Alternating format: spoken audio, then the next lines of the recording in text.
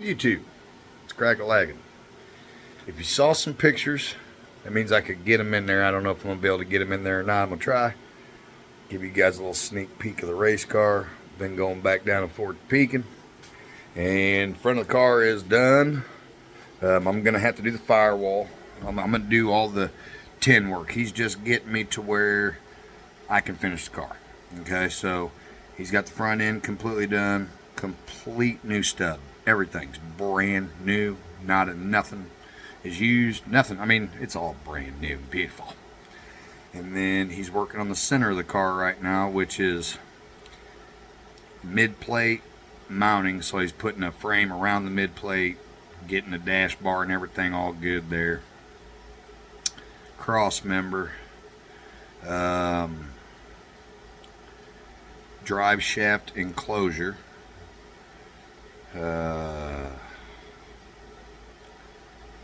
What else is he doing? All the drive shaft loops. With the drive shaft loops, there's going to be two of them, and they're both in the drive shaft enclosure, so that's pretty sweet. He had to do some finagling with my seat mount. My seat mount was kind of too far into the center of the car, getting the drive shaft, way of the drive shaft. So he had to do that, and then we had to remount my steering because when we moved the motor up, the way that the steering was mounted, it was just, there was no way we were going to get headers on the damn thing. Had to cut all that out, start over on that. So he is paid for all of that work. Front end's paid for and done. Middle of the car is paid for. All the parts are bought, labor's paid for. Waiting for him to get that all done. It should be done, a couple weeks. I'm thinking at most, center of the car will be done. Then we move on to the rear end, get the rear end in the car. So we're getting close to getting my car back. I'm hoping that I got to put the pictures in the car, of the car, in the video. I'm going to try and figure out how to do that. I'm not a very good editor, but I've been thinking about some things, and when I go down there and I look at this car, he TIG welds everything. He has completely 100% TIG welded all of it. It looks so good that by the time I get primer and paint on the roll bars, you won't even see the damn welds. I mean, it's that clean. So I'm sitting there thinking to myself, man, when I bring this beautiful, pretty little car back home, because oh my God, is it so nice. God, I'm so proud of this thing. I mean, we went from like 1985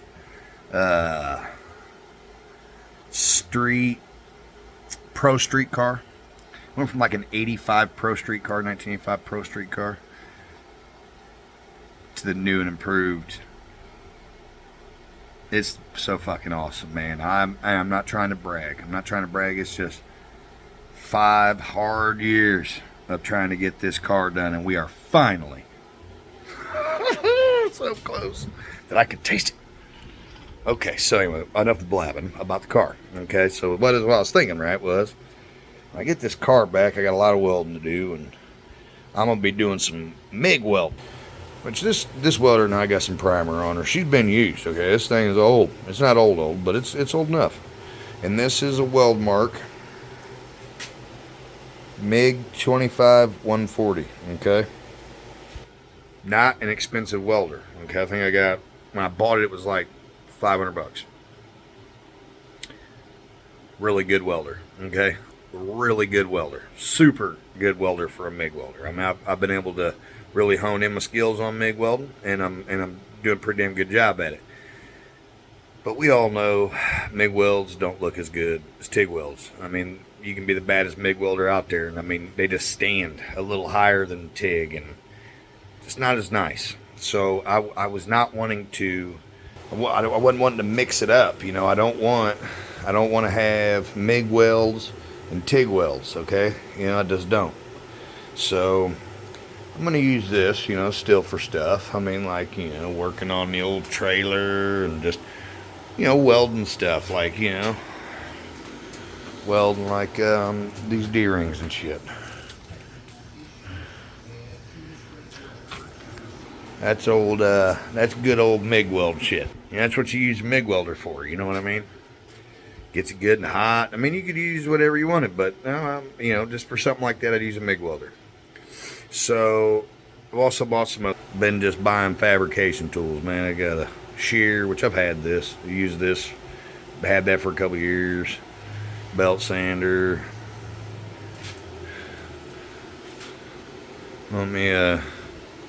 Bought me a drill press. Couple of things here. This pretty much turns this into a tubing notcher, this little deal here. So I'm gonna buy a couple of things. I'm gonna buy that machine thing, goes back and forth on there and all that, just so that I can fully use this and take advantage of its capabilities. And then I got my little bitty brake, which is not a little bitty brake, it's like 30 inches, and it'll do a pretty good piece of metal. But I'm about to go buy the bigger brake. I'm gonna get a 4-footer so that I can bend all my stuff, you know, brake and whatnot. And got my bead roller. Got me a bead roller so I can bead roll all my stuff that I need to bead roll. And I got a lot of other fabrication tools. They're all up there. But about got everything rounded together so I can do a good quality job on this car. I don't want... Before I was using hand grinders, and I was kind of using a bare minimum, and I didn't really even have enough stuff to do the work. So it wasn't coming out too good. No, I wanted to, neighbors taking off, I wanted it to look good. So, with that being said, I had to go and do something, which I'll tell you, man, you know, people are addicted to drugs. Don't get me wrong, you know, there ain't nothing wrong with that. I mean, if drugs are your thing, then drugs are your thing, you know what I mean? I have a drug, and it's called a race car, and it's worse than crack, believe that. I'd blow more money on my race car than any crackhead in Springfield, I can tell you that right now. So, I mean, I might name my race car Crack Rock, because it is fucking draining me, okay? It's not draining me, I am drained, okay? And now we're draining other people. Now we're draining other people. So, anyway, so like I was blabbing, saying, can't have MIG on a TIG car. So I went out and did that thing. Bought me a TIG welder. Yeah, it's not the best TIG welder. Watched a lot of reviews. Okay. TIG 200, AC/DC, Eastwood. Bought a lot of shit from them, okay? All this is all, that's Eastwood brake, or bead roller, Eastwood stand, or table, Eastwood shear. I don't think that's Eastwood. I don't think that's Eastwood. But I got a lot of other Eastwood stuff, like little hand tools and crimps and everything. And here's the torch it come with. Nice little flex-headed torch, man. Nice torch. Good quality shit too. I mean, for what it costs, it's not a bad deal. But I do officially have a TIG welder, man. Come with a flex-headed torch, which has also got a button on it so that you don't have to use your pedal if you're inside the car and you can't use your pedal. This right here, just like the pedal. So got the torch, come with some extra consumables, a diffuser and a cap, come with a couple of come with a red and a green aluminum and steel 3/32 electrodes, some tungstens, but I went ahead and got some pink ones, because pink, okay, from Eastwood, these will do anything really. They'll do it all. They'll do stainless, aluminum, carbon steel, all that shit. So this is your one and done right here. I happen to just get a 1/16 and a 3/32, just so that when I'm doing some real small stuff, I can have a small electrode if I need it. But come with a torch, come with a pair of dirty work socks, come with a pair of, come with a pedal, a ground cable, a 220 to 110, which we ain't gonna need that. We ain't gonna need that, you know what I'm saying? We ain't gonna need that. because that's going to be my 220 extension cord. I got to buy ends for it. I'm going to make one, but I got to buy the end. I got to buy, come here. I got to buy an end. I'm going to wire them up right there. Have me a 220 right there on the wall. In between there. I ran up into my fuse box, so back there. Went and got me a got me a 40 amp breaker, 8 gauge wire. And wire me up a 220 in here. It's the last thing that I've done. I had a 110 in here that was on a 40 amp. I got a 40 amp breaker on a 110 for my other welder, so that I could run a bit of an I got a nice little extension cord for that boy. So when I was running a 20, I put the extension cord on there and it popped that breaker. So I thickened up the wire and put a 40 amp breaker so that whenever I run that extension cord, I can run that thing on out there. It don't pop no more. So gonna do that same thing. This requires a 30. This thing just requires a 30 amp breaker on 10-3 wire. Well, I went ahead and got a 40 on 8-3, so that way that I could put a 15, because that's a 15 foot. That's what's left of I bought a 25 foot roll of wire, and that's the 15 foot that's left.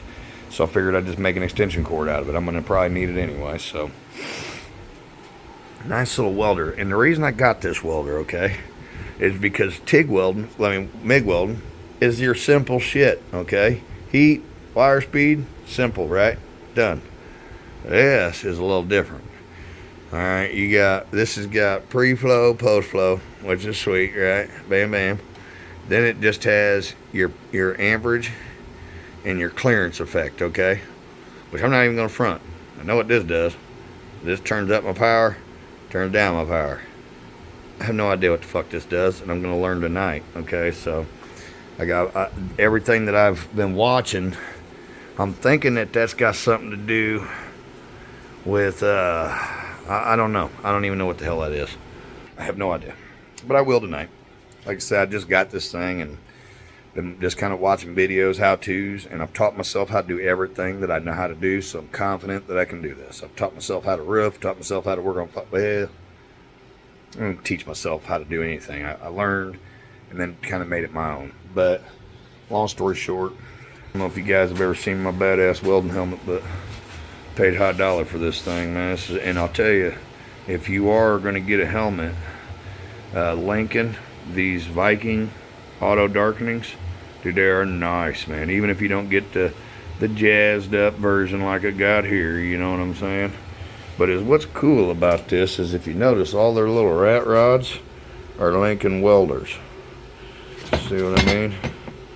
They're all Lincoln welders. Like, well, that looks like it's a Harley.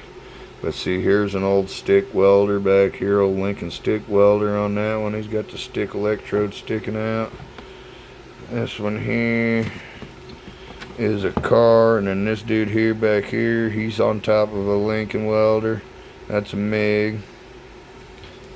And then I don't think this here, no, that's just a motor.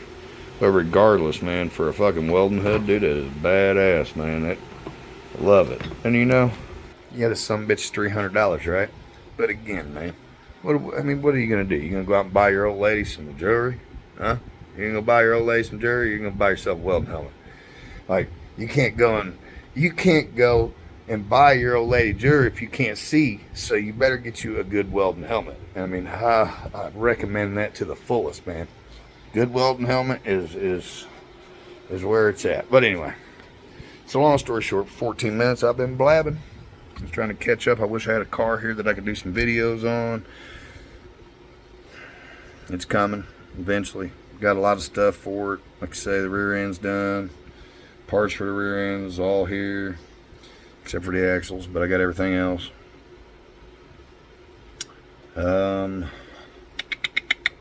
Yeah.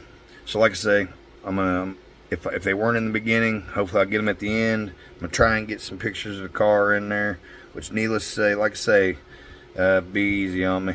I still got to redo the firewall. He's got that stuff just kind of cut out of his way, and he's just he put a front end on it, and he's putting mid plate in there. I don't have none of the mid plate pictures. I got pictures of it, I'll put some pictures in here, and hopefully it's do the car some justice, but looks amazing. This old boy, his name's Dennis Shaw. Okay, he's out of Pekin, Illinois. DR Fab. Okay, he's on Facebook. He's on Facebook.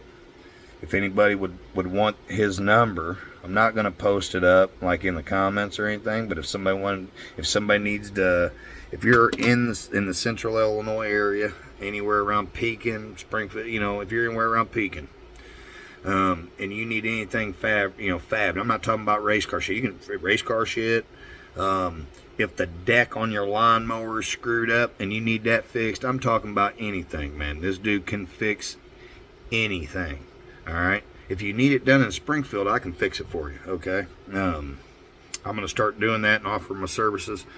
I'm not gonna be doing MIG welding and selling that quite yet. I'm gonna make sure that my TIG welding, I'm not going to sell that quite yet. I want to perfect that and get that looking right and make sure that I'm doing it right before I go selling somebody some bullshit. But my MIG welding skills and my fabricating skills are getting to be up there. They're getting good, man. My boss brought one of them legs off of a barber chair of his son's. I welded that fucker back up, grinded it. Motherfucker, you couldn't even tell that thing been fixed, man. I mean, quite proud of myself and what I'm learning on this fabrication stuff, and just learn how to fix stuff with metal. Metal's kind of tricky. Teaching myself, but if you need something done and you're around Springfield, hit me up. I'll fix anything for you. But Dennis Shaw is the man. He's about 70 something years old. He's getting up there in age. He ain't as fast as he used to be, but he's even better than he used to be. We all know what comes with age, and that's experience. So this man is, I really can't. This dude is the man. All right, he's the man. So we love you, Dennis. We love you. Okay, I love you. So anyway, all right, well, I'm gonna get off of here. Just basically getting tools and shit ready for this car to come home, man. I can't wait. Ain't gonna take me long. All I got to do is put a firewall in it. It's going to take me long. Firewall, transmission tunnel cover, and bodywork and paint, man. I mean, that's pretty much it. Well, no, there's a lot of shit. I got to remount radiator, fuel pumps. And it's just basically start buying parts and mounting them up.